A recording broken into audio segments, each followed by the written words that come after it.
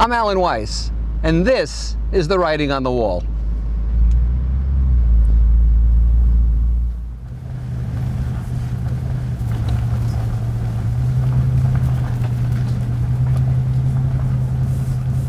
Hi, I'm Alan Weiss. This is The Writing on the Wall, episode 80. I call this Calamity Jane. You might recall Calamity Jane. She was an historic figure of the Old West, a crack shot, tough lady. She was depicted on the TV series Deadwood not long ago. My grandmother and grandfather had an interesting relationship. My grandmother came over from Odessa, Russia when she was about 15. My grandfather was from Poland.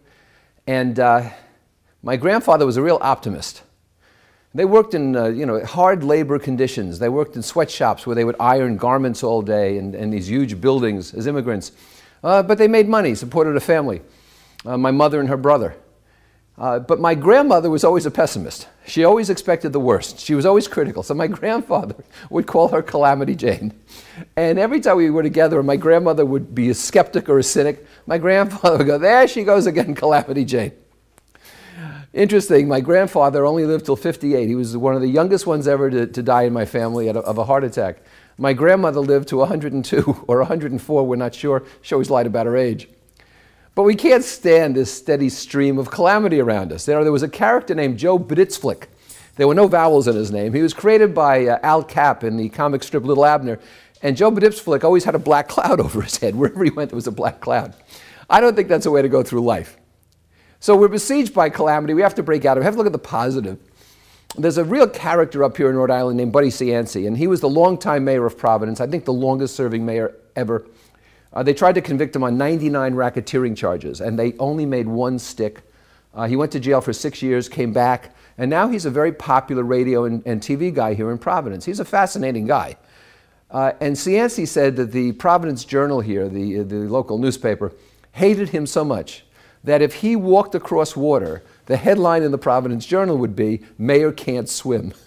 And we do have this way about us, especially in the media, of looking at calamity where otherwise optimism should reign. Not too long ago, I had the opportunity to be with a very major author and thought leader and thinker, and she was a terrible pessimist. She said that we should all be singing to the choir. She said, find people with whom you agree and just work with them. We can't change the world. Don't try to influence people who don't agree with you. I don't agree with that. That's not the way I wake up in the morning. She saw her horizon as very short and not enough time left to influence it. I see my horizon as long enough to provide a legacy and to change people.